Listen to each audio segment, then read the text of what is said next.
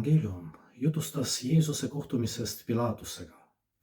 2 erinevat maailmavaadet, 2 erinevat võimukäsitlust, 2 erinevat tõde.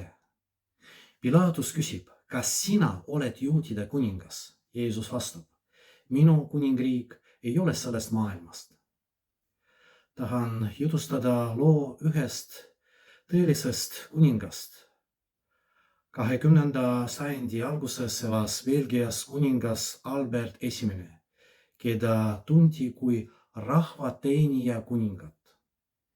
Esimese maailmasõja ajal, kui paljud tema kaasaegsed monarhid istusid turvaliselt oma lossides, läks Albert rindele koos oma sõduritega.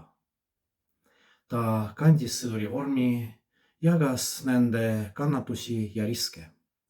Tema jaoks ei olnud kuninga võim mitte privileeg, vaid vastutus teenida oma rahvast. See lugu peegeldab täpselt Jeesuse sõnumit evangeeliumist. Tema, Jeesuse kuningriik ei kuulu selle maailma võimu alla. Ta ei taotle poliitilist võimu ega sõjalist ülemvõimu. Ta tuleb tunnistama tõde, armastust ja teenimist. Paavst Franciscus on öelnud, tõeline võim on teenimises. See ei tähenda kontrollimist ega käskimist, vaid teiste eest hoolitsemist ja nende võib-olla vabadusega toetamist. Püha Johannes Paulus II ka on meenutanud. Iga inimene on kutsutud olema vaba ja vastutustundlik. See tähendab, et meilgi on võimalus luua oma kuningriik, mitte võimu läbi, vaid armastuse ja teenimise kaudu. Kuidas saame seda evangeeliumi õpetust oma igapäevaellu rakendada? Eelkõige otsime võimu asemel võimalusi teenida. Kus saame täna kellegi elu kergendada?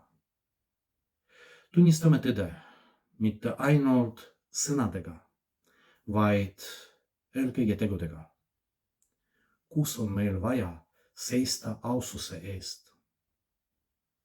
Ja valime armastuse, isegi siis, kui see võib tunduda nõrkusena. Jeesus näitab meile, et tõeline võim ei seisne sundimises, vaid vabaduses. Tema kuningriik on armastuse, rahu ja õigluse kuningriik.